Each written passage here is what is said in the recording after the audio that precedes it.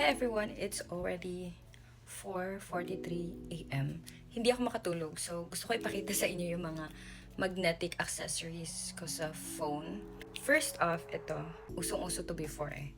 Try natin dito sa Android ko. Meron kasi siyang magnetic ring. So, ayan, dikit niya lang siya.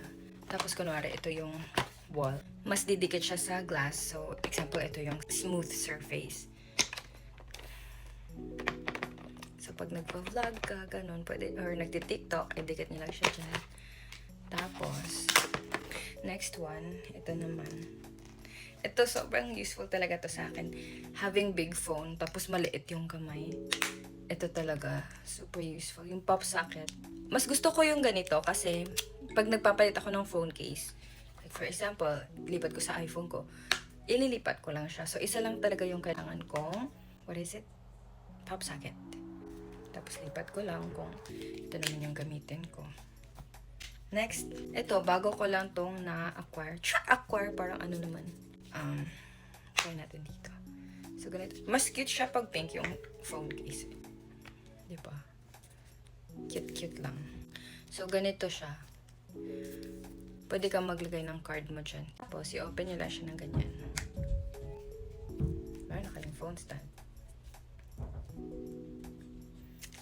Super cute. O kahit saan kayo, pwede kayo mag-live kahit saan sa cafe or... Next, ito mga magnetic power bank. Ang gusto ko sa dalawang to, this is Rappo, this is Vention. Pareha silang may stand. Ito yung sa Rappo, then yung sa Vention, ganito lang. Diba? Tapos, pwede nyo din siyang gamitin na naka-off. One click nito is on. So, mag-charge yan yung phone nyo. Tapos, double click nyo para ma-off. So, magiging phone stand lang siya, hindi siya magiging power bank. So, pwede nyo gamitin kahit hindi kayo nag-charge. By the way, hindi pala siya didikit kung yung phone case nyo is walang ganito, magnetic. Katulad nito. Meron siya magnetic. Ayan. Tapos, dito din, may magnetic. Pero, sa ganito, wala siyang magnetic ring. So, hindi siya didikit. So, make sure yung mga phone case na gamit niya is meron siya magnetic. Like this one. Magnetic ring. Yan lang. Bye-bye.